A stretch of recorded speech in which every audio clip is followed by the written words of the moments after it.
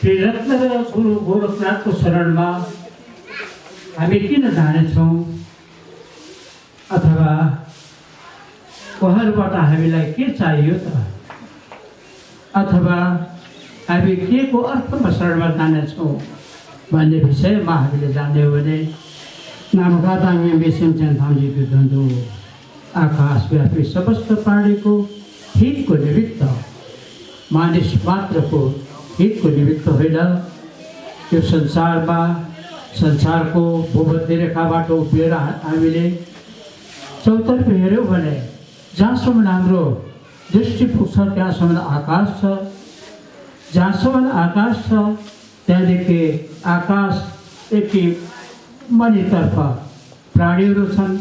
जति प्राणीहरू छ ती सारा प्राणीहरूलाई दुःख छ। यी सारा प्राणीहरूको दुःख विनाश भएर जाओस् उनीहरूले सुख प्राप्त गर्न सकुन् भन्नको निमित्त हामी बुद्ध धर्मसँग तथा गुरु गोरखनाथको शरणमा यसरी जानेछौँ, जो हाम्रो परम कर्तव्य पनि सिद्ध हुनेछ। आज हामी यहाँ बसेर धर्मका केही विषय प्रस्तुत गर्न लागेका छौँ। हामी जहाँ बस्यौँ, जुन ठाउँमा बस्यौँ त्यस स्थानलाई त्यस ठाउँलाई हामीले मनको भावनाको माध्यमद्वारा चिन्न पर्ने हुन्छ। गुरु कहाँबाट आउनुभएको? पशुपतिको छेउमा पर्ने गुरु गोरखनाथको मन्दिरमा प्रवचन गरेर आएको। यो हाम्रो हुन्छ सिधा उत्तर। हजुरहरू कहाँबाट आउनुभएको? गुरु गोरखनाथको मन्दिरमा प्रवचनको आयोजना थियो, धर्मका केही विषय श्रवण गरेर आएको। यो हुन्छ हाम्रो सिधा उत्तर। तर आध्यात्मिक तर्फबाट हामीले गुरु गोरखनाथको मन्दिरलाई चिन्ने हो भने अथवा हामी जहाँ बसेका छौँ, त्रिपालमुनि बसेका छौँ, बर पिपलका छायामा बसेका छौँ, रुख कुनै पनि वृक्षको छायामा बसेका छौँ, बारी कान्लामा बसेका छौँ, धर्म पनि भन्दैछौँ, सुन्दैछौँ पनि भने यस स्थानलाई हामीले अत्यन्त पवित्र स्थानको रूपमा हामीले लिनुपर्ने हुन्छ। अथवा गुरु गोरखनाथको मन्दिर त्यसै त पवित्र छँदैछ, तथापि आज हामीले त्यसभन्दा पनि जबरतेबर खर्च पवित्र हामीले मान्नु पर्दैछ, हामीले त्यसरी मान्नुपर्ने हुन्छ। अब धर्म के हो त? धर्म एउटा यस्तो औषधि हो जुन औषधि सेवन गरेर हामी आफ्नो शरीरको विभिन्न रोग, व्यथा, बिमार, पीर इत्यादिहरू नष्ट गर्न सक्ने हुन्छौँ। हामीलाई विभिन्न प्रकारका रोगहरू लागेका छन्। अहिले भर्खरै पण्डित महाभागले शारीरिक रोग हटाउने अत्यन्त सुन्दर ढङ्गले राम्रो प्रदर्शन गरिदिनु भयो। हामीलाई धेरै खुसी लागेको छ। उहाँले जुन प्रदर्शन गरिदिनु भयो त्यस प्रदर्शनको हामी सबै अनुसरण गरौँ अनि स्वस्थ जीवन राखौँ। किनकि धर्म गर्न पनि हामी स्वास्थ्यको पनि धनी हुनु पर्दछ। यदि स्वास्थ्यको धनी छैन भने हामी जीवनमा केही पनि गर्न सक्दैनौँ। अनि धर्म के हो त? धर्म एउटा यस्तो औषधि हो जुन औषधिले हामीले जसरी हाम्रो शारीरिक बिमारहरू हुन्छन् ती शारीरिक बिमारहरू निर्मूल भएर जान्छ। धर्मले त्यस्तै मानसिक चिन्तनबाट उत्पन्न अनेक थरीका प्रकारका बिमारहरू नष्ट भएर जान्छन्। अथवा धर्मरूपी औषधि सेवन गरेर त्यस प्रकारका रोगहरू, बिमारहरू हामीले खासा नष्ट गर्ने प्रयत्न गर्नुपर्दछ। किनकि संसार विचित्रको छ। यस संसारमा अनेक प्रकारका चित्रहरू दिएका छन्। हामी आफ्नो धर्म कर्म अनुरूपका चित्रहरू बुझिरहेका हुन्छौँ। त्यसैले त कोही छोड्छन्, कोही ठग गर्छन्, कोही ठगी गर्छन्, कोही हेप्छन्, कोही के गर्छन्, कोही कुरा काटाकाट गर्छन्। यो उहाँहरू आफूले रुजु भएको आफ्नो स्वभाव अथवा आफ्नो कर्म अनुरूपको चित्र हो। त्यो उहाँले रोज्नु भएको छ। यदि हामीले धर्मको राम्रो अनुसरण गऱ्यौँ भने हामी धार्मिक चित्रको नै हाम्रो रोजाइ धार्मिक चित्रको नै हुनेछ। अन्यथा हामी विभिन्न चित्रहरू रोजिरहेका हुनेछौँ। विभिन्न चित्रहरूको रोजाइमा हाम्रो तृष्णा दिनानुदिन बढिरहेको हुन्छ। सो तृष्णा मेटाउनको निमित्त यदि हामीले नुन फिटेको नुनिलो पानी पिउँछौँ भने झन् हाम्रो तृष्णा बढिरहन्छ। र त्यसरी तृष्णालाई बहस गर्छु भन्छौँ, तर तृष्णालाई बहस गर्छु भनेर हामी लागि पर्छौँ, तर अर्को तृष्णा हामीले खोजिरहेका हुन्छौँ, रोजिरहेका हुन्छौँ। यी सब धर्मको अभाव हो।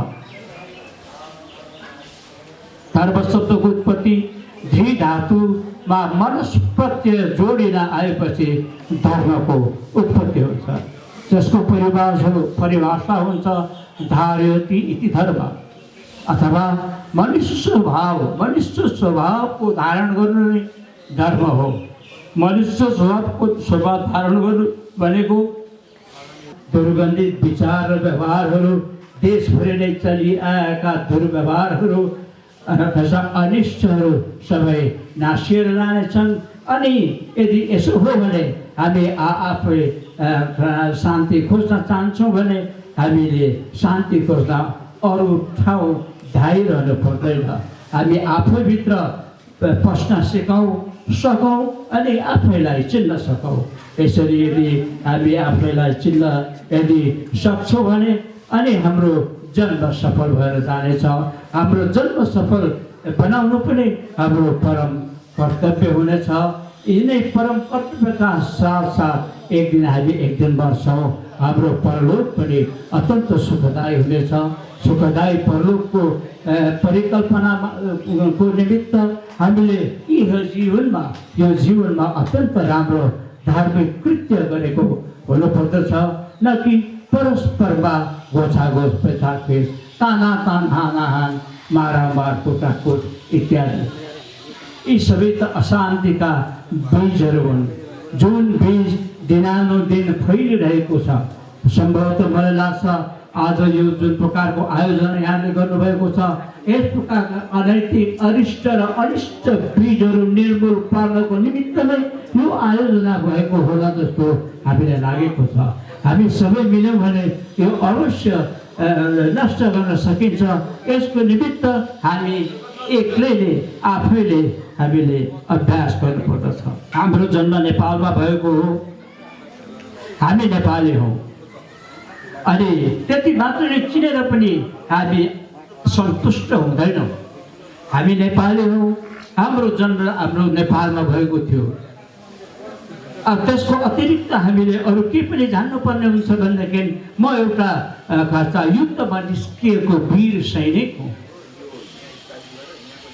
म युद्धमा निस्किएको एउटा वीर सैनिक हुँ, तर युद्ध अरूसित सँगको होइन, आफैसँगको हो। यस प्रकारको चिन्तन को बीज आरोपण हामीले आजदेखि गर्नुपर्दछ। अनि हाम्रा जोसँग हामी युद्ध गर्छौँ त्यो हाम्रा शत्रुहरू को हुन् त? हामीलाई उनीहरूको अधीनमा बसेर काबुमा राख्ने राग, द्वेष, मोह, अभिमान, अहङ्कार इत्यादि यी अदृश्य शत्रुहरू छन्, जसको अधीनमा बसेर हामी मनुष्य रूपी जीवन त्यसै खेर फ्याँकिरहेका हुन्छौँ। किनकि मानिसको जीवन एउटा समुद्रको गहिराइमा पाइने हिरा मोती जस्तो हो। किनकि मानिसको जीवन कर्मभूमि हो अनि एउटा उर्वर भूमि पनि हो। यस मानिसको जीवनमा जन्म लिएर हामी जे पनि गर्न सक्छौँ। असल कार्य, असल कृत्यमा हामी अगाडि बढ्दछौँ भने अनि शान्ति हाम्रो आफ्नो हृदयमा शान्तिका बीज आरोपण गर्न हामी सक्षम हुनेछौँ। शान्तिको बीज आरोपण गर्न यदि सक्षम भयौँ भने त्यो टुसाएर फक्रिएर त्यसले अत्यन्त राम्रो फल दिने हुन्छ, जो फलको स्वाद अत्यन्त मिठो हुन्छ। त्यस प्रकारको फल खोज्नतर्फ हामी लागौँ। यदि यस्तो हो भने मात्रै हामी शान्तिको कल्पना हामी गर्न सक्छौँ। शान्ति स्त्रीलिङ्गी शब्द हो। शान्ति एउटा शक्तिको प्रतीक हो। हामी शक्ति आफै कमाउनु पर्दछ। मैले अघि नै भने हामी युद्धमा निस्किएका वीर सैनिकहरू हो। युद्ध कसको निमित्त? हाम्रो आफ्नो निमित्त हो, अरूसँगको युद्ध होइन। हामी अरूसँग युद्ध गर्दैनौँ, बल्कि अरूलाई आफैलाई तिमीहरू आफैलाई सताउने शत्रुप्रति युद्ध गर है। त्यो युद्ध तिमी जित्ने प्रयत्न गर र अरूलाई पनि त्यसरी गरेर हराउ सिकाऊ। अनि तिमी पनि शान्ति बीच आरोपण गर्ने प्रयत्न गरिरहौ अनि आफन्तलाई पनि त्यसो गर्न लगाऊ।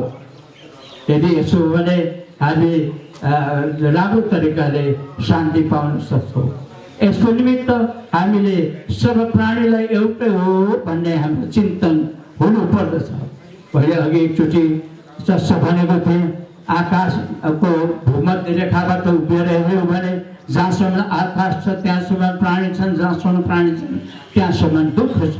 प्राणी भन्नाले 2 खुट्टे मात्र होइन, 4 खुट्टे सम्पूर्णलाई हामी प्राणीको रूपमा लिन्छौँ। जसको प्राण छ, जसको मन छ। अब खर्चा मनु अश्य इति मनुष्य भनेर भनेको छ हाम्रो मनुष्यको परिभाषा। जसको मन छ, कस्तो मन छ? अकुशल मन छैन, कुशल मन छ, कल्याणकारी मन छ, अरूको हित गर्ने मन छ भने अनि ऊ मनुष्य हो। यदि त्यस प्रकारको मन छैन भने उसलाई अमनुष्य त भन्न मिल्दैन, तर अमनुष्य जस्तो हो। मनुष्य रूपेण मृगाः चरन्ति भनेर श्लोकले भन्छ। मनुष्य रूपेण मृगाः चरन्ति, मनुष्यको रूप लिएर पशुहरू जस्तो भएर चाहिँ उनीहरू डुल्छन् फिर्छन् इत्यादि प्रकारले हामीले आफैलाई जान्नु पर्दछ र बुझ्नु पर्दछ। र त्यहाँसम्म दुःख छ। अनि अब यस संसारमा दुःख पाइरहेर बसेका मनुष्य लगायतका चौपाई प्राणीहरू मेरो कौन त मेरो साइन हो के त भन्ने कुरो पनि हामीले मनमा दया र करुणा उत्पन्न गर्नु यदि पर्दछ भने त्यस विषयलाई पनि हामीले राम्ररी जान्नु पर्ने हुन्छ। मैले त्यसरी जान्नको निमित्त मैले आजभन्दा अगाडिको जीवनमा अनेक जोनीमा जन्म लिइसकेको छु। कोही बेला बाघ भएर, कोही बेला चितुवा, बाघ, भालु, गाई, गोरु, भेडा, बाख्रा, किरा, फटेरा इत्यादि प्राणीहरू 3 प्रकारका हुन्छन्। नभचर, थलचर र जलचर। आकाशमा हुने प्राणी नभचर, पृथ्वीमा हुने प्राणी थलचर अनि समुद्रभित्र हुने प्राणी जलचर। यी सारा नभचर, थलचर, जलचर प्राणीको मैले कुनै पनि जुनीमा मैले यी सबै प्राणीहरू मेरो कुनै न कुनै जुनीको बा-आमाहरू हुनुहुन्छ। अनि उहाँहरू पनि अहिले मधेसबाट जन्मनु भएको छ। यो हाम्रो चिन्तन, हाम्रो भावना, हामीले भावना गर्न पर्ने विषय हो। उहाँहरू अहिले मेरो बा-आमा भएर जन्मिनु भएको छ। उहाँहरूलाई थाहा थियो धर्म गर्नुपर्छ भनेर, तर धर्म गर्न सक्नु भएन। किन सक्नु भएन त? किनकि मेरो लालन पालनमा, मेरो स्याहार सुसारमा, मेरो हेरचाहमा मलाई पढाउनु बढाउनु इत्यादि कृत्यमा नै उहाँहरूले आफ्नो जीवन बिताउनु भयो। त्यसकारण धर्म गर्न उहाँले सक्नु भएन। धर्म गर्न नसक्नु भयो। उहाँलाई थाहा थियो धर्म गर्नुपर्छ भन्ने, तथापि उहाँहरू अशक्त हुनुभयो। केवल मेरो हेराइमा, मेरो विचारमा, मेरो लालन पालनमा। त्यसै कारण उहाँहरू आज कोही जङ्गली जानवर भएर, कोही अत्यन्त अकिञ्चन अत्यन्त गरिब भएर बाघ भगन्ते पेसा लिएर पनि जीविका चलाइरहेका छन्। कोही मेघ, बाघ, भालु, चितुवा इत्यादि जलचर, नभचर, थलचर प्राणीहरू भएर जिन्दगी गुजारिरहनु परेको छ। अनि म अहिले मानिस भएर जन्मेँ। म अहिले अलिक पढेँ पनि, अब मेरो कर्तव्य के त ती संसारभरि परिव्याप्त भएका मेरा माता पिता रूपी समस्त प्राणीहरूलाई दुःखबाट मुक्त गर्नको निमित्त धार्मिक रूपी कृत्य गर्न चाहिँ मेरो कर्तव्य हो। म यसो अवश्य गर्छु, मैले यसो अवश्य गर्नु सक्नु पर्दछ भन्ने यस प्रकारको हामीले चिन्तन यदि लिन्छौँ भने यस प्रकारको चिन्तनद्वारा नै अनि हामी सबको कल्याण गर्न सक्ने हुन्छौँ। यसरी अरूको कल्याण गर्नको निमित्त ऊ मेरो निमित्त होइन, म उसको निमित्त हुँ। उहाँहरू मेरो निमित्त होइन, म उहाँहरूको निमित्त हुँ। उनीहरू मेरो निमित्त होइन, म उनीहरूको निमित्त हो। मातृभूमि नेपाल मेरो निमित्त होइन, म मातृभूमि नेपालको निमित्त हुँ। त्यसै कारण मातृभूमि नेपालको हितको निमित्त मैले जहिले पनि मरिमेट्नु पर्दछ। जहिले पनि शान्तिको श्वास आफू पनि फेर्नु पर्दछ र अरूलाई पनि त्यसरी शान्तिको सास फेराएर सही मार्गमा डोर्याउने क्षमता मैले बटुल्नु पर्दछ। अनि ती क्षमतालाई कार्यान्वयन समेत मैले गर्नु र गराउनु पर्दछ भन्ने चिन्तन गर्नु नै अनि यो शान्ति हो, यो मैत्री हो। र अहिलेको जमानामा यस प्रकारका चिन्तनहरू भएका हामी बहुत कम्ती मात्र पाउँछौँ।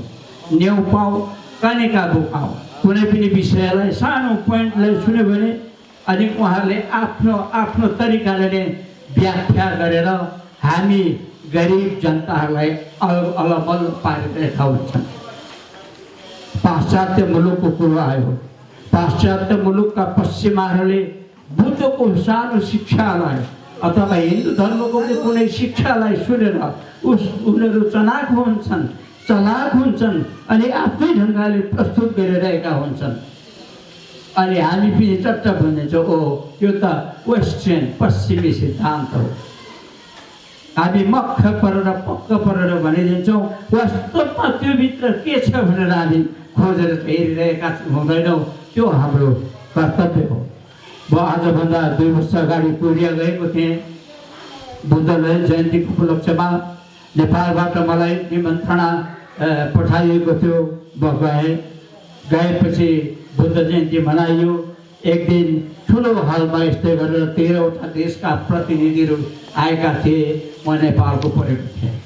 अङ्ग्रेजीमा कोरियाबाट एउटा पुस्तक निकालेको रहेछ। पुस्तकको टाइटल रहेछ कोरियन बुद्धिज्म।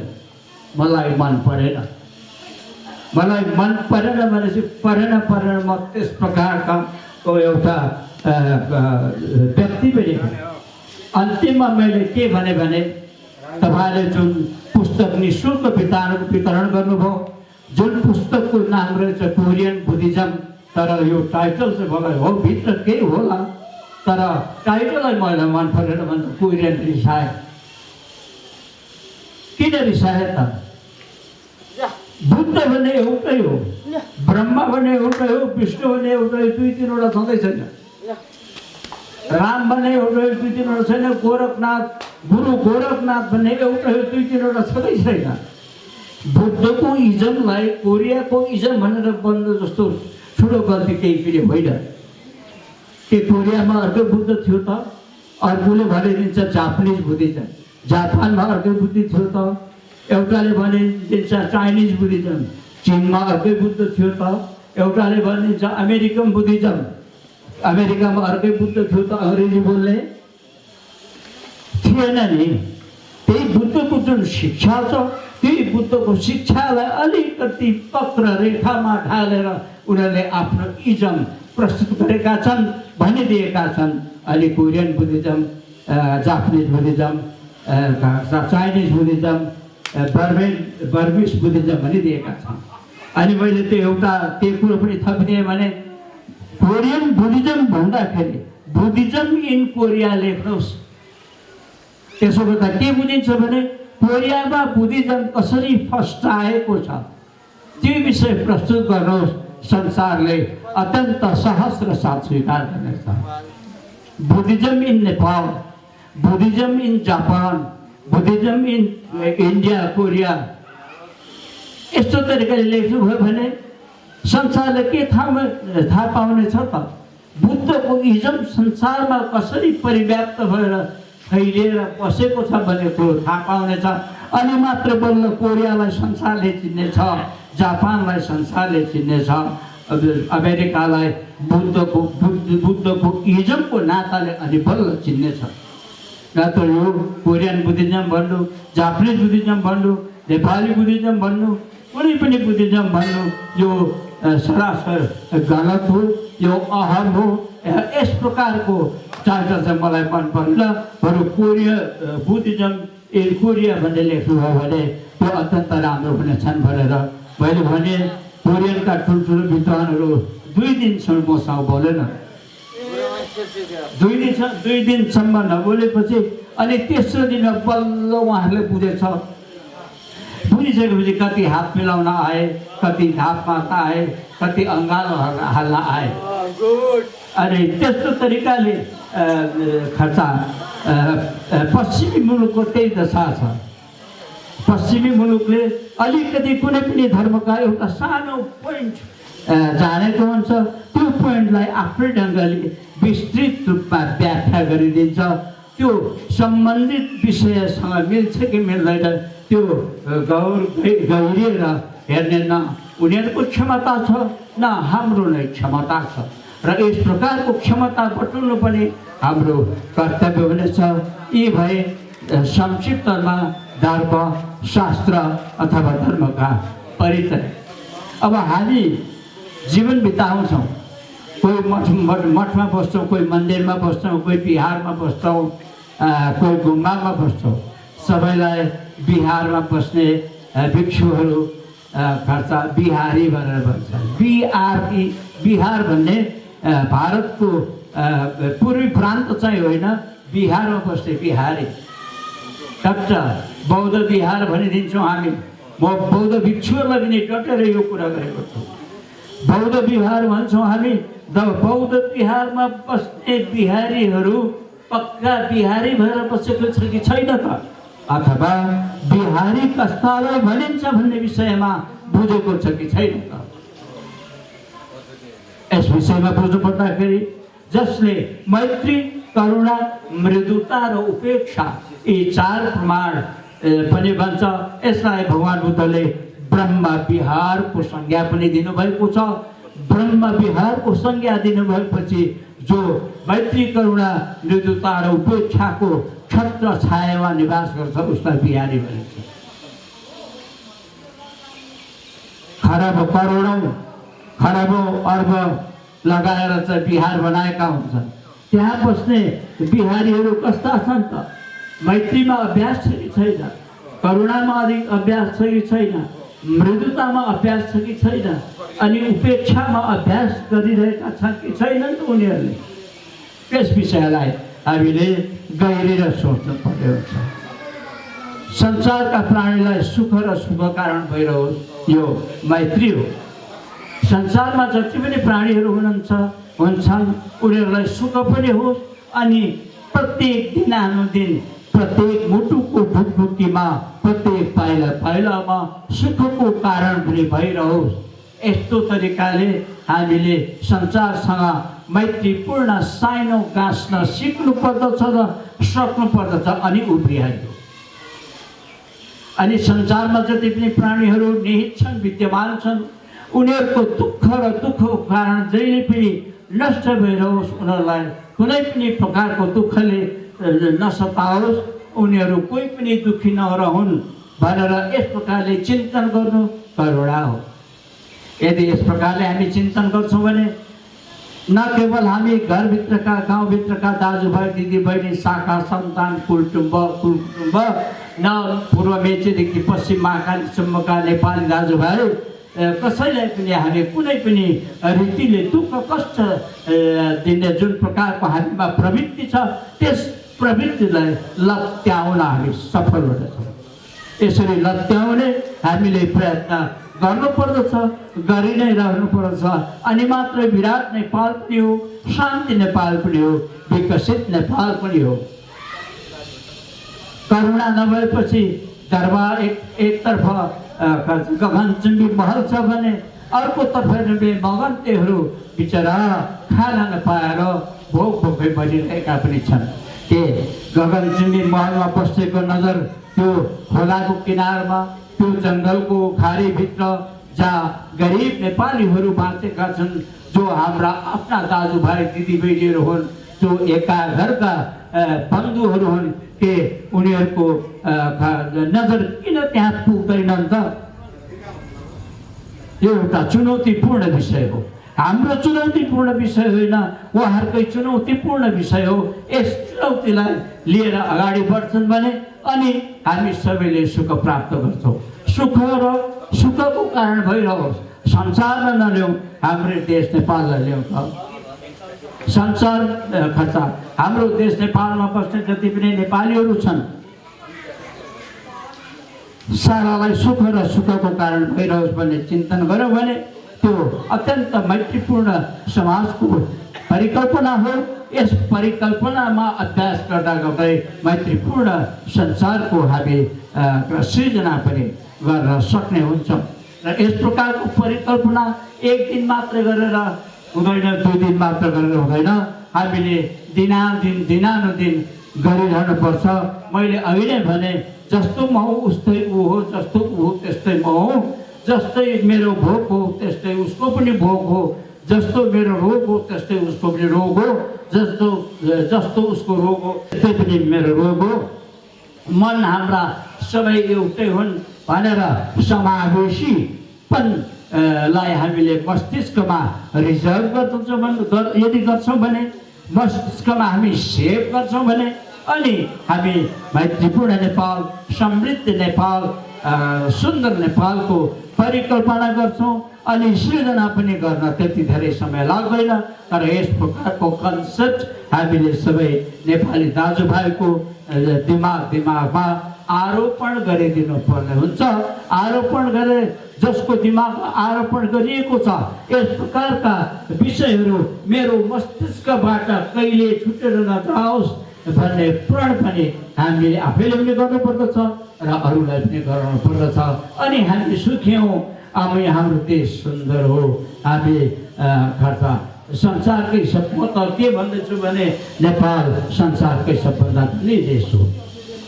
नेपालमा जति पनि खनिज पदार्थहरू छन्, जति पनि प्रकृतिहरू छन्, त्यस्तो प्रकृति, त्यस प्रकारको खनिज पदार्थ, त्यस प्रकारको बनावट अरू कुनै पनि देशमा, म 4वटा विदेश घुमे, कुनै पनि देशमा पाएन। खरबौँ खरब खर्च गरेर अर्को देशको माटो ल्याएर, डाँडा बनाएर, वृक्ष रोपेर प्रकृतिको एउटा स्वरूप दिएको छ। अरू देशले त्यति खर्च गरेको छ। हङकङलाई हेर्न भनेदेखि 3वटा ठुल्ठुलो डाँडा पर्वतहरू काटेर समुद्र पुरेर एयरपोर्ट बनाएको छ। हङकङमा पनि जमिनको अभाव छ।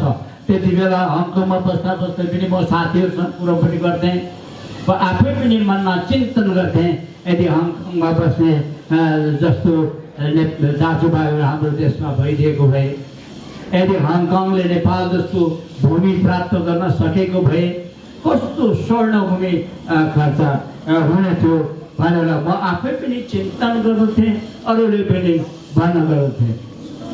भन्छन् भन्नु त, जननी जन्मभूमि छ स्वर्ग कवि गरिएछि। मुखले भट्याएर मात्रै भएन, मुखले भट्याएर मात्रै, मुखले बनाएर मात्रै देश बन्दैन। हामीले कर्म गर्नु पर्दछ। यदि हामीले कर्म क्षेत्रमा हाम्रो विभिन्न विचारलाई तुरन्तै उतार्न सक्यो भने मात्र अनि हामी पनि सुखी, हाम्रो देश पनि सुखी, हामी पनि, हाम्रो देश पनि गरिमामय, अनि हामी पनि गरिमामय। नेपाल आमा पनि हँसिली मुहारकी हुन्छन् अनि हामी सबै हँसिलो मुहारका हुन्छौँ। यस्तो गर्नु छ कि छैन भन्ने चुनौती हामी सबैले पनि र घुम्ने कुर्सीमा बस्ने दाजुभाइले पनि आफूलाई चुनौती दिँदै रहेको हुनुपर्ने हुन्छ अनि हाम्रो देश बन्छ। मृदुता भनेको मिठोपन, मिठो व्यवहार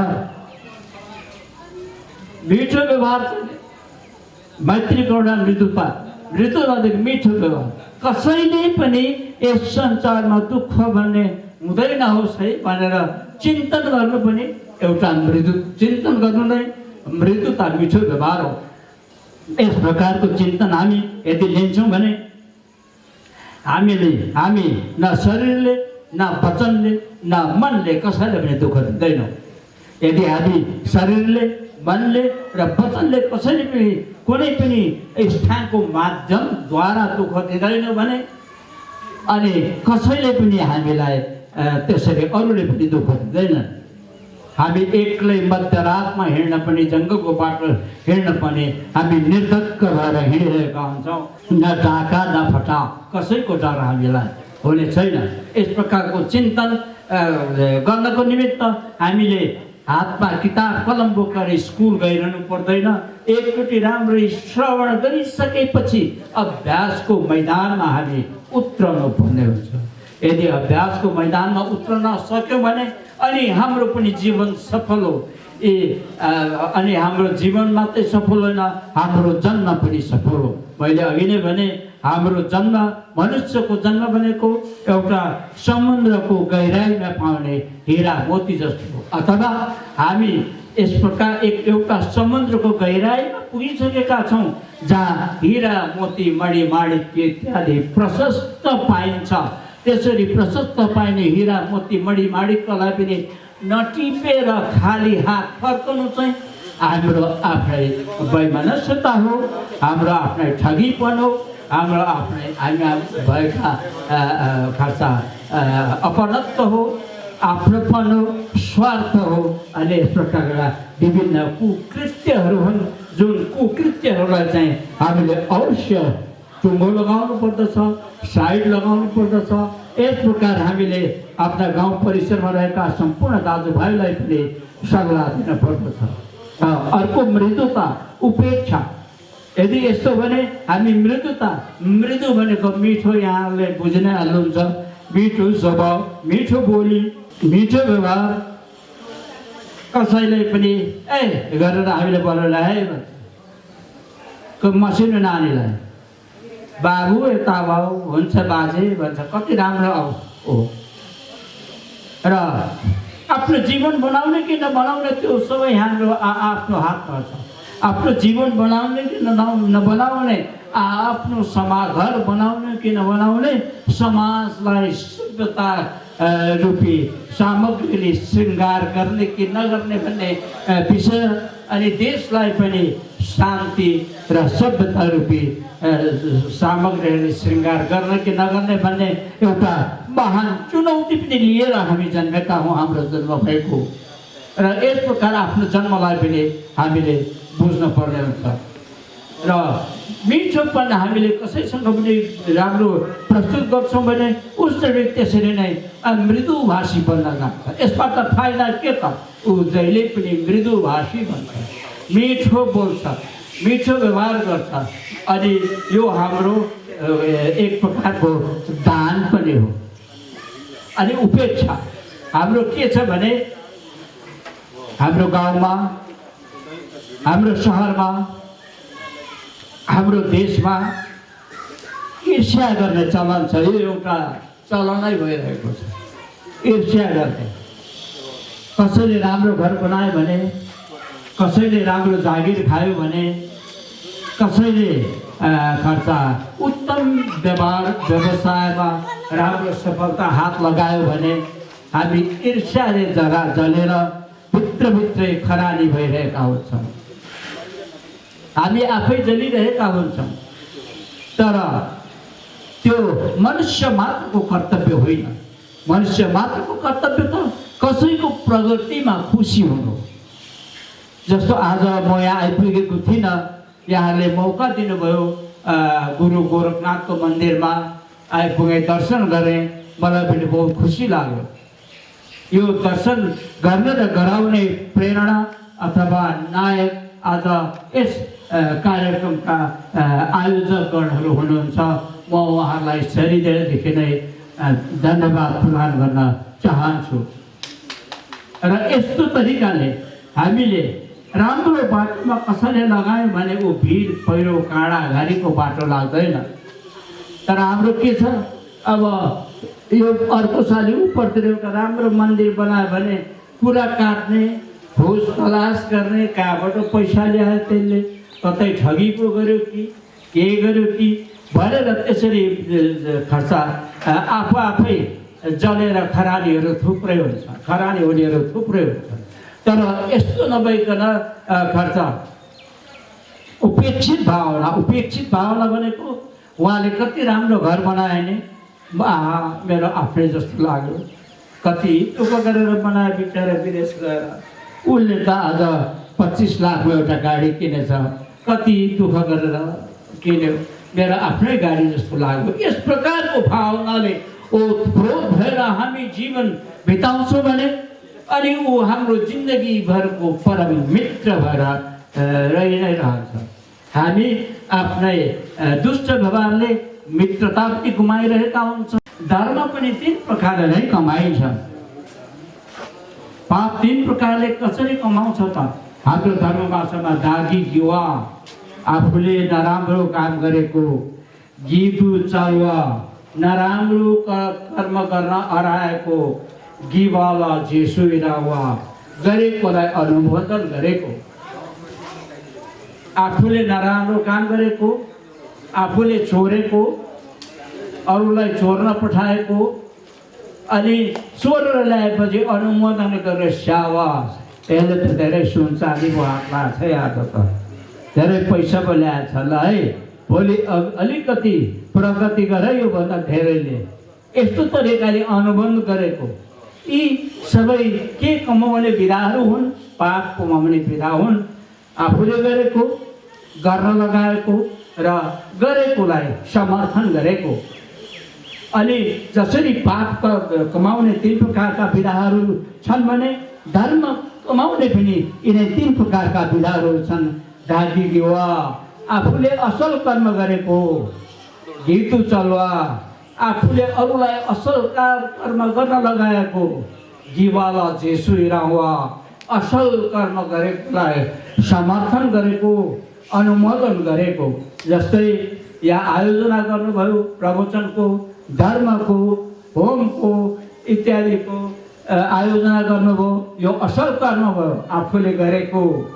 अब यो असल कर्म देखेर अन्यत्र पनि कसैले कहीँ यसै गर्न लगाएको, त्यो हामीले यहाँ पनि गरेको, यो देखेर यहाँ गरेको देखेर अरूले पनि कसैले गरेको, अनि यो हामीले गरेको कर्मलाई अनुमोदन गरेको, पछ्याएको।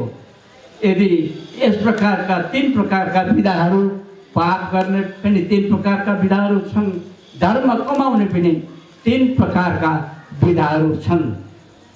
अकुशल कर्म अथवा पाप कर्मदेखि हामी सधैँ अत्यन्त भागिरहने चेष्टा प्रचेष्टा गरिरहनु पर्दछ र यस प्रकारको कर्म गर्नलाई कसैलाई प्रोत्साहित गर्नु हुँदैन र कसैले यस्तो गर्छ भने खुसी पनि प्रकट गर्नु हुँदैन।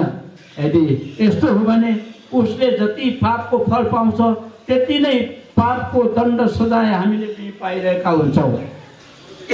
कुशल कर्म, राम्रो कर्मलाई, कर्मको अनुयायी भएर जसले हाम्रो देखेर अरूले यस्तो गर्छन् यदि भने उसले जति पनि पुण्य प्राप्त गरिरहेको हुन्छ, हामीले पनि त्यतिकै पुण्य प्राप्त गरिरहेका हुन्छौँ। अनि उसले जति यो नेटवर्क जस्तो उसले जति अरूलाई पनि गर्न लगाउँछ त्यति पुण्य हामीले पनि प्राप्त गरिरहेका हुन्छौँ।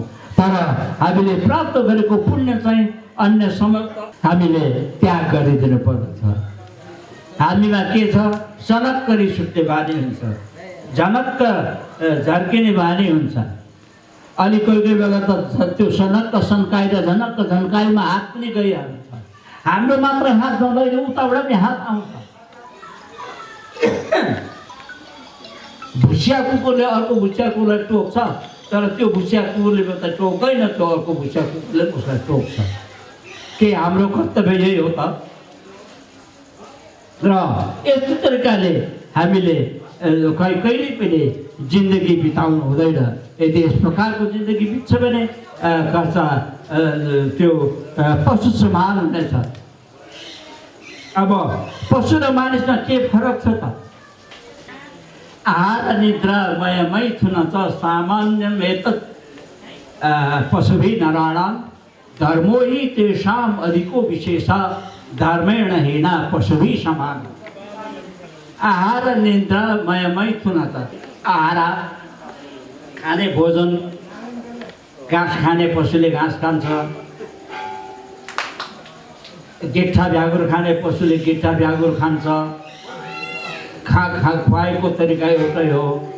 निद्रा हामी जसरी खर्च साँझ 7-8 बजेर भोजन गरेर आराम गरेर सुत्छौँ, पशुहरू पनि त्यसरी नै गोठमा परस्परमा मिलेर सुतिरहेका हुन्छन्। अनि सन्तानोत्पादनको निमित्त मैथुनको प्रक्रिया पनि पशु र मानिसमा केही फरक पर्दैन। सामान्यम एतत् पशुभिः नराणां, यो के छ? पशु र मानिसमा यो समान छ, कुनै फरक छैन। तर एउटै फरक के छ? धर्मो हि तेषाम् अधिको विशेषः।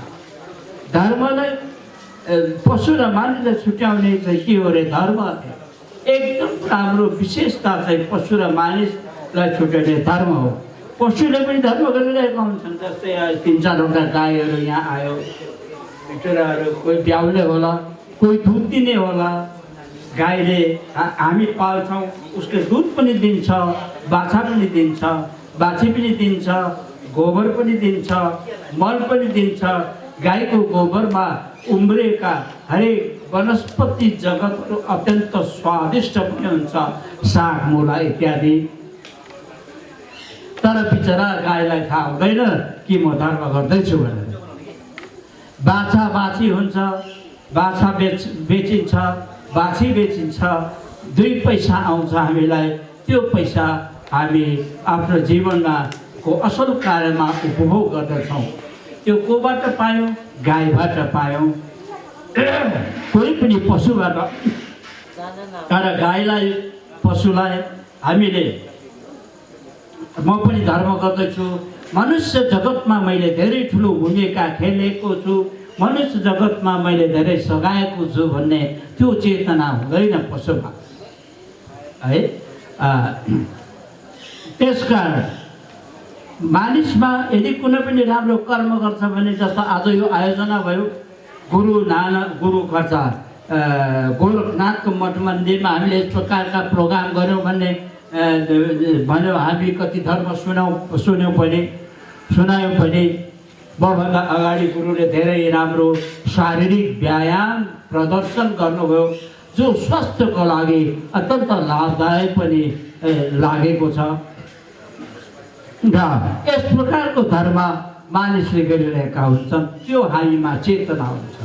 म आज धर्म गर्दैछु, यतिका मानिसहरू बटुलेर धर्म सुनाउने गर्दैछु, उनीहरूको धर्मका कुनै पनि क्रियाकलापलाई म परिणत गर्न खोजिरहेको छु भन्ने मानिसमा त्यस प्रकारको बुद्धि, त्यस प्रकारको विवेक हुन्छ जो पशु र मानिसमा, पशुमा हुँदैन। त्यसकारण धर्मो हि तेषाम् अधिको विशेषः। धर्म नै पशु र मानिस बीचको अत्यन्त ठुलो विशेषता हो। धर्मेण हीना पशुभिः समान। जो धर्महीन छ, जो धर्म गर्दैन, ऊ चाहिँ कस्तो हो भने पशु जस्तो हो। पशु जस्तै त हो। आउँदैन, कहिले मन्दिर आउँदैन, गुम्बा जाँदैन, मठ जाँदैन, बिहार जाँदैन, आफू भगवानहरूप्रति समर्पित हुँदैन। के त्यो पशु जस्तो भएन र? पशुभिः समान। यस प्रकार पशु समानका पनि कतिपय मानिसहरू हुन्छन् र यस्तो पशु जस्तो हामी हुन नपरोस् भन्नको निमित्त ती 2वटा शैलीहरू हुन्, चिन्तन शैली र जीवन शैली। अघि उहाँ गुरुले जीवन शैलीको प्रसङ्ग चर्चा निकाल्नु पनि भयो। चिन्तन शैली र जीवन शैली। जीवन शैली बदल्नुभन्दा अगाडि हामीले चिन्तन शैली बदल्नु पर्छ। जब हाम्रो चिन्तन हुन्छ, हामीलाई हरेक काम के लिएर आउँछ? आफ्नो मनले, मनस धातु भनेर भन्छ दर्शनमा। मनस धातुले हामीलाई विभिन्न प्रकारका कर्म कामहरू गरेर हराइरहेका हुन्छ।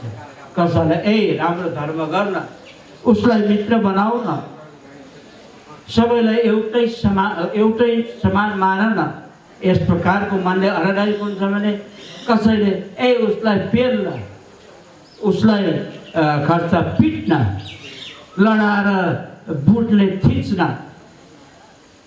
जस्तै पुलिसकै कुरा गरौँ, पुलिसको गल्ती छ भन्दिनँ म, पुलिसको गल्ती छैन, तर के गर्नु, घुम्ने कुर्सीले पुलिसलाई के बनायो? पुलिस भनेको शान्ति र सुरक्षाको निमित्त हो, हामी सम्पूर्ण नेपालीको शान्ति र सुरक्षाको निमित्त हो, तर घुम्ने कुर्सीले पुलिसलाई उनीहरूको दासको रूपमा बनाइरहेको छ। दासत्व स्वीकारिरहेका छन् प्रहरीले, जे भने मान्नै पर्छ, मानेन कारवाही गर्छ, भाटान भन्यो भने हान्नै पर्यो, डन्ठान भने हान्नै पर्यो, लात्ताले दियो भने लात्ताले दिनै पर्यो। सम्भव त दिन चाहँदैन, तथापि ऊ बाध्यताको शिकार बनेको छ।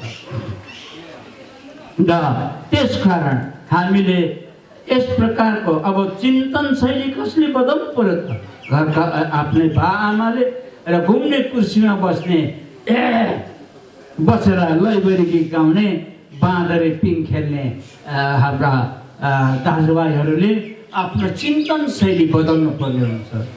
चिन्तन शैली बदल्नु पर्दाखेरि म जनताको हितको निमित्त हो, जनताको सुखको निमित्त हो, नेपाल हाम्रो घर हो, नेपाल आमाको सेवाको निमित्त हो, म शासक होइन, म सेवक हुँ भन्ने यदि चिन्तन उहाँहरूको मनमा आउँछ भने त्यो चिन्तन अनुरूपकै जीवनशैली र कर्मशैली पनि त उहाँको हुन्छ। तर चिन्तन शैली बदल्नु नै हम्मे परिरहेको जस्तो हामीलाई लागेको छ, त्यो जो अत्यन्त जरुरी पर्दछ।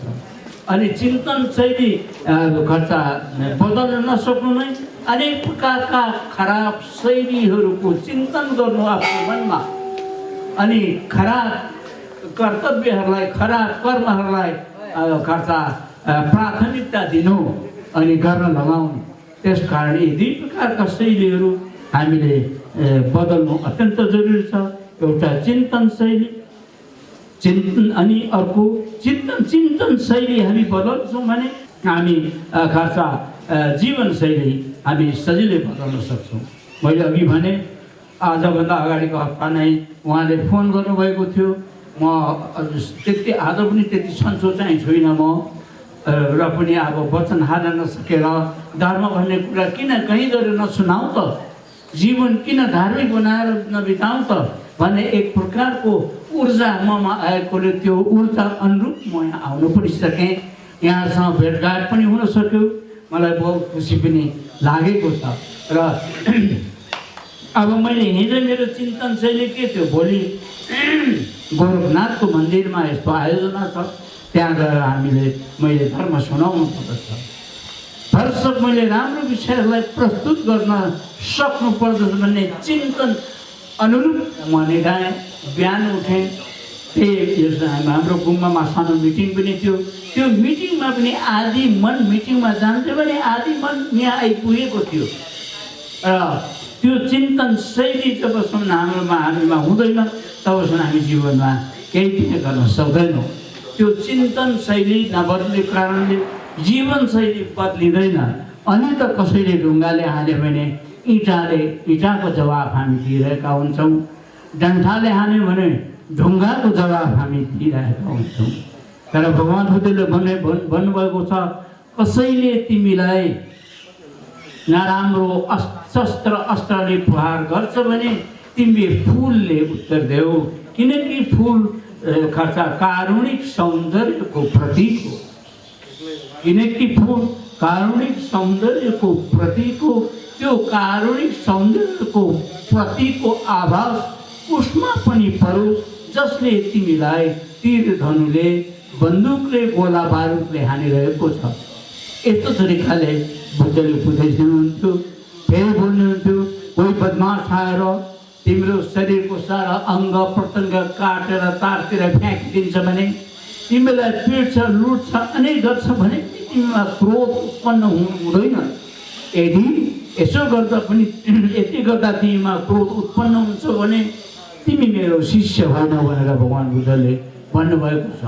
र यस प्रकारको देशनालाई शिरो पर धारण राख्नु भने हाम्रो देशमा झगडा हुने कारणै छैन, कुनै केही नै छैन। स्वार्थलाई लत्याउन सक्नु भने निस्वार्थ भावनाले हामी जीवन बिताइरहेका हुन्छौँ। जनता पनि खुसी, सबैलाई खुसी। त्यो खुसी भन्दा पनि नेपालमा धेरै खुसी। मैले अघि पनि भने नेपाल हाम्रो बस्ने घर हो। नेपाल हामीले आफ्नो जन्मदायिनी आमाभन्दा ठुली आमा हुन्। देशलाई हामीले अत्यन्त माया गर्नुपर्दछ। कस्तो तरिकाले सरकार कुनै पनि प्रकारको कष्ट पुर्याउनु हुँदैन भन्ने चिन्तन चाहिँ यदि हामीमा हुन्छ भने अनि मात्र हामी नेपाली हौँ, अनि मात्र हामी वीर गोर्खाका सन्तान हौँ, गुरु गोरखनाथका सन्तान हौँ, वीर गोर्खाका सन्तान हौँ। अनि मात्र हामी बलभद्र कुँवर, बक्ती थापा, दामोदर पाण्डे इत्यादिका हामी सन्तान हौँ, जसले देशको रक्षाको निमित्त आफ्नो शरीरै न्यौछावर गरिदिएका थिए। तर अहिलेकाहरूले आफ्नो स्वार्थको निमित्त आफ्नो शरीर न्यौछावर गरिरहेका छन्। परित्याग गरेर गन्छ, जसरी भयो भने त्यो मलाई चाहियो। ओहो, यस प्रकारको खर्चा बालकपनको व्यवहार देखाउनेले पनि कहीँ देश बनाउला त त्यसो गर्न सक्दैन। उहाँहरूलाई यो चिन्तनको अभाव भएर होला। सानैदेखि त्यस्तै समाजमा त्यस्तै मित्रहरूसँग मित्रता गाँसेर होला। गर्नु पर्यो त यसो हो भन्ने जानेर होलान्। तर पनि उहाँहरू सबैमा सद्बुद्धि आउन सकुन्, नेपाल आमाले सद्बुद्धि दिन सकुन्, अनि हामी सबै खुसी रहन सकौँ, सुखी रहन सकौँ। नेपाली जनतामा पुरा मेचीदेखि पश्चिम महाकालीसम्मका सम्पूर्ण जनता कसैलाई पनि दुःख नहोस्, सुख भइरहोस्, सुखै कारण भइरहोस्, दुःख बन्धनहरू टुक्रिएर जान सकुन्। मैत्रीपूर्ण संसार, मैत्रीपूर्ण नेपालको परिकल्पना हामी आजदेखि गरौँ, त्यो तुरुन्तै सृजना हुन सकोस् भन्दै म यहाँसँग बिदा हुन चाहन्छु। अलिकति समय पनि अभाव छ र यदि अर्को सालतिर या कुनै समयमा पनि गोरखनाथको प्राङ्गणमा यही नै कुनै प्रकारको यसप्रकारको चिन्तन गर्दा धर्म सम्बन्धी संवाद भनौँ, धर्मदेशना भनौँ, अनेक प्रकारका त्यस्ता विषय हुन्छन् भने मलाई खबर गर्नुहोला। म अरू विस्तृतमा बताउने छु। आज यज्ञ गरेको पनि हेर्न पायौँ। हामी चाहिँ यज्ञ होमको अर्थ चाहिँ के लगाउँछ? ने जुन दिजी के बसे थाम्ले शान्ति पुरुष भन्छ हाम्रो धर्म छ। ने भनेको रोग, मानिसहरूमा विभिन्न प्रकारका रोगहरू हुन्छन्। सन्निपातका रोग, ज्वर रोग तथा क्षय रोग, शीत रोग, अनेक प्रकारको रोगले अहिले त झन् कोरोना भन्ने एउटा आएको छ। यस प्रकारका रोगबाट सबै मुक्त हुन सक्छौँ। हामीलाई कोही बेला विभिन्न प्रकारका ग्रहहरू, आपत्तिजनक ग्रहहरू, कालो दिन दशाहरू आइपरिरहेका हुन्छन्। यस प्रकारका दिन दशाबाट हामी मात्र होइन, संसारका सारा प्राणीहरू चाहिँ मुक्ति पाउन सक्यौँ। दिग अन्जानमा हामीले शरीर, मन र वचनले गरेका कुनै पनि पाप गरेर वचनको तीनवटा माध्यमद्वारा कुनै पनि प्रकारको पाप, दिक्पा भनेको पाप कमाएका छौँ भने त्यो पनि अग्निदेव तपाईँले नष्ट गरिदिनु होला। अनि त्यो पापको कुनै पनि अवशेष अन्त्य सानोभन्दा सानो बिन्दी पनि रहन नपाओस्। अग्निदेव, त्यसैको निमित्त म चरुको आहुति दिइरहेको छु। अनि विभिन्न प्रकारका अवगाडहरू हामीलाई आउँछन्, विभिन्न प्रकारका जाल, विभिन्न प्रकारका फरेबहरू, आरोपहरू हामीलाई आइरहन्छन्। त्यस प्रकारका आरोपहरू पनि शान्त गरिदिनुहोस् है अग्निदेव। म तपाईँप्रति समर्पित छु। अनि भर्से विभिन्न प्रकारका बाधाहरू जीवनमा अनेक प्रकारका बाधाहरू आउँछन्। जुन बाधाहरू पटक पटक आइरह्यो भने त्यस प्रकारका बाधाहरूसँग जुत्दा नै हाम्रो जिन्दगी बित्छ भने हामीले धर्म कति बेला गर्ने? हे अग्निदेव, यो चरु ग्रहण गरिदिनु भएपछि यहाँले त्यस प्रकारका बाधाहरू नै शान्तिम कुरु स्वाहा नेदुन जितेङे वर्षे थाम्बे शान्तिम कुरु स्वाहा शान्तिम कुरु स्वाहा सबै शान्त गरिदिनुहोस् भनेर अग्नि देवतालाई यसरी बल यस प्रकारको शक्ति हामीले माग्ने एउटा खर्च पूजाको नाम हो होम, जहाँ हामी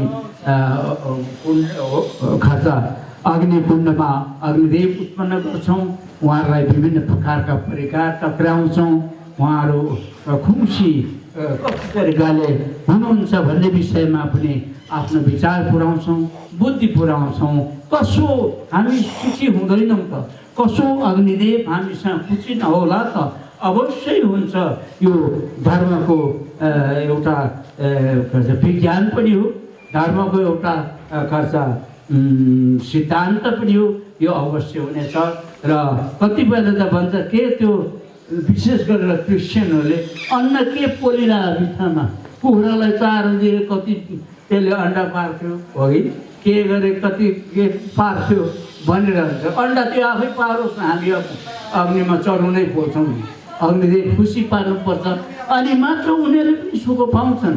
यस प्रकारका नास्तिक भावना भएकाहरूलाई पनि अग्निदेवले रक्षा गरिदिनु भन्ने अत्यन्त समावेशी चिन्तन चाहिँ हामीमा हुनुपर्दछ।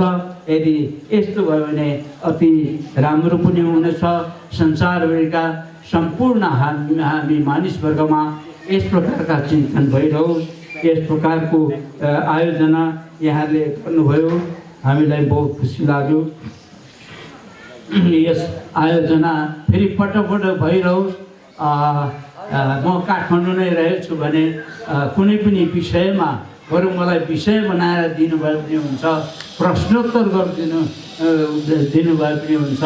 म यहाँको इच्छा होइन जिज्ञासा पुरा गर्ने प्रयत्न गर्नेछु। यो मेरो आफ्नो विषय पनि हो भन्दै यहाँहरू सबैसँग भन्दा पनि सर्वप्रथम म गुरु गोरखनाथसँग अनि त्रिरत्नसँग अनि यहाँ आयोजक समिति लगायतका सम्पूर्ण धर्म प्रेमी दाजुभाइ दिदीबहिनीहरूसँग बिदा माग्न चाहन्छु। भवन्तु सर्वमङ्गलम्।